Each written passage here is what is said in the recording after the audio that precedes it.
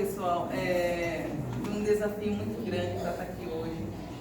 Quando eu vi que me convocaram e me deram esse pecado, né? Eu tive que ir atrás, correr, pesquisar. Eu vou falar sobre a luxúria. Ela foi um desafio para mim, né? Como mulher, a gente enxerga a luxúria e até às vezes abomina, né? E realmente, ela é abominável.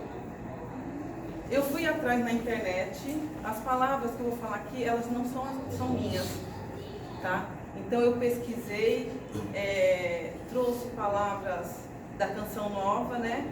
E quem aqui sabe exatamente o que é luxúria? Eu fiz essa pergunta para várias pessoas no decorrer da semana. Muitas delas pensam que a luxúria ela está no luxo em excesso, na riqueza. Uma coisa que eu pensei foi gastar em excesso. Todo mundo pensa na luxúria em relação ao luxo de riqueza. Foram poucas as pessoas que realmente linkam isso ao sexo, né? Ao vício ao sexo. Quando eu recebi, né, que eu ia falar sobre a luxúria, eu tinha uma noção, né? Eu falava, vício do sexo, né? Vou correr atrás exatamente como é. Então, no Wikipédia, né, ela diz assim: luxúria, atração, eu tô nervosa,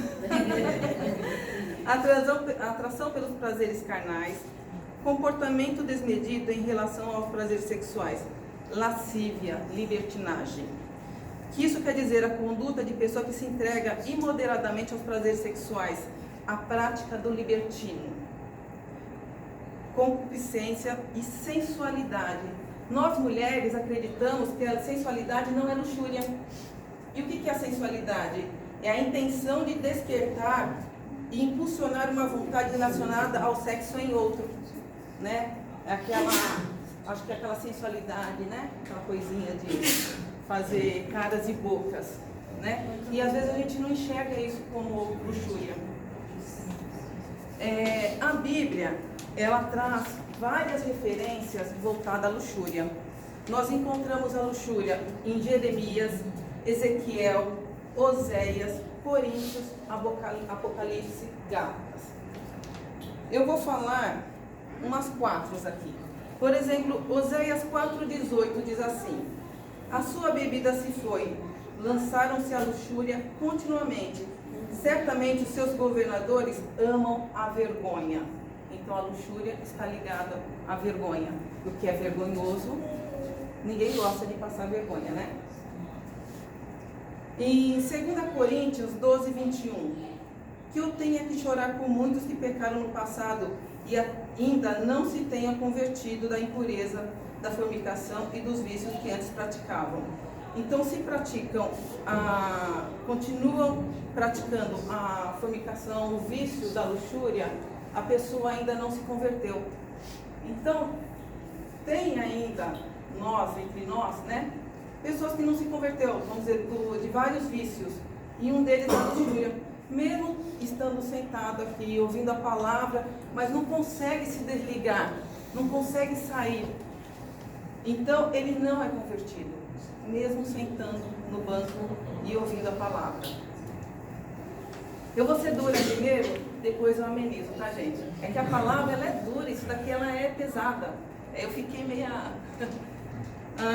em Gálatas 5:19-21 diz assim: além disso, as obras dos instintos egoístas são bem conhecidas: fornicação, impureza, libertinagem, que é a luxúria, idolatria, feitiçaria, ódio, discórdia, ciúme, ira, rivalidade, divisão, sectarismo, inveja, bebedeira, orgia e outras coisas semelhantes. Libertinagem, orgias são obras dos instintos egoístas, né? Então a pessoa só pensa em si. Dentro do sexo ela vai lá para se satisfazer. Em Apocalipse 18:3 diz assim também: Porque todas as nações beberam do vinho da ira da sua fornicação, e os reis da terra fornicaram com ela. E os mercadores da terra se enriqueceram com a abundância de suas delícias. Hoje, o mercado pornográfico ele é grande e ele é rico. Mas por quê? Porque existem consumidores. Quando existem consumidores, existe alguém rico por trás disso. Eu não sou teóloga, eu não sei se eu fiz a interpretação exatamente como deveria ser, mas é o que eu enxerguei na hora que eu li o Enriqueceram. O pior de tudo é que a luxúria, ela traz vários pecados junto com ela. Ela não é sozinha. Então, quem pratica a luxúria, ela traz junto com ela a prostituição, a sodomia, a pornografia, incesto, pedofilia, zoofilia, fornicação, fetiche, sadismo, provocando dor no parceiro, masoquismo, recebendo dor, e desvios sexuais, né? O que nós não podemos permitir que a porta se abra, né? Então nós temos que fugir disso. A consequência da luxúria é um pouco pior. Ela traz o adultério, casamentos desfeitos, cobiçar a mulher ou o marido do próximo e da próxima, estímulo ao aborto quando é uma gravidez indesejada. Eu saí com um homem casado, fiquei grávida, não posso ter essa criança, eu aborto essa criança. Ou vice-versa, né? Transmissão de doença sexualmente transmissível. Não só você receber, como você passar também para o seu parceiro, né? Para sua esposa ou para o seu marido. Abuso sexual. A pessoa começa a ter tanta convicção daquilo que ela começa a abusar de outros, né? Que é o caso de pessoas que estupram, atacam, né? E desvios morais.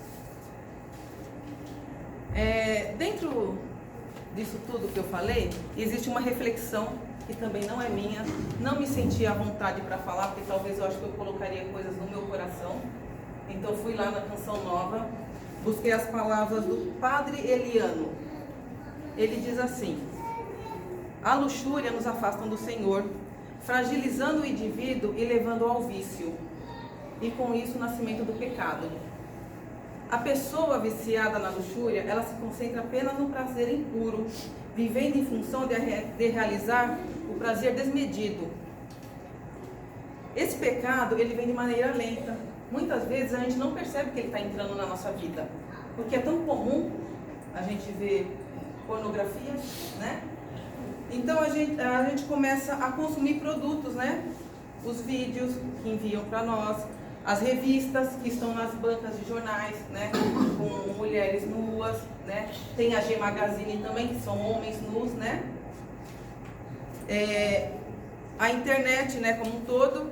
E tudo isso vai leva à realização de desejos perniciosos provocados pela fantasia. A pessoa não vive uma realidade, né? Ela vai procurar um prazer dentro de uma fantasia.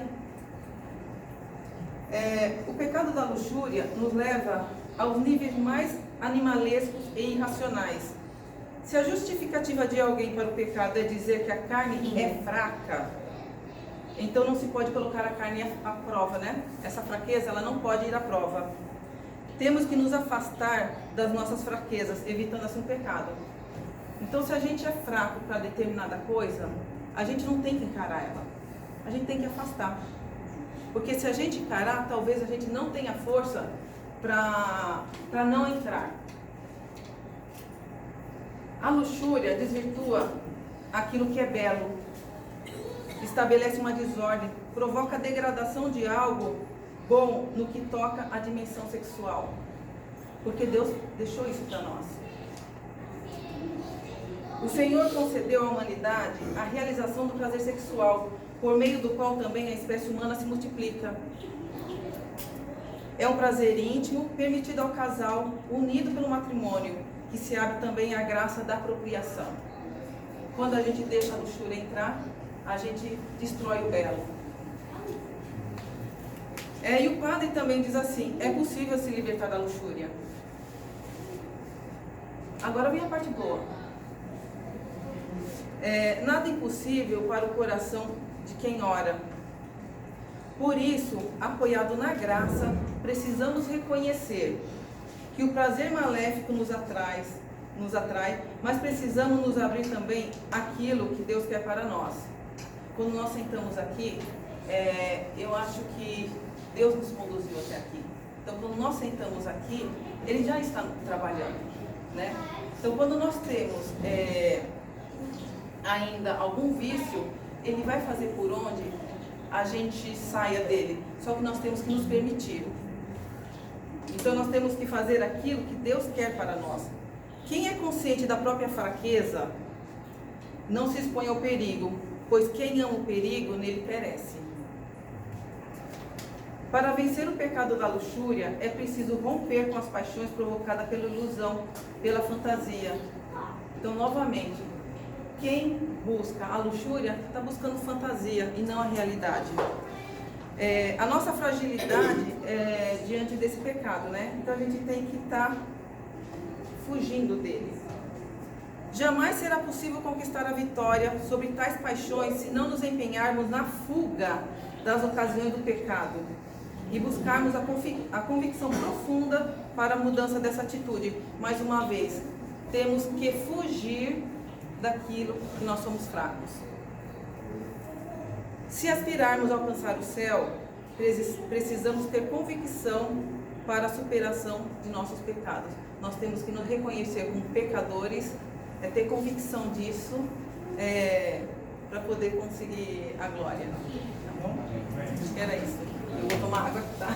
Vou beber essa água para mim.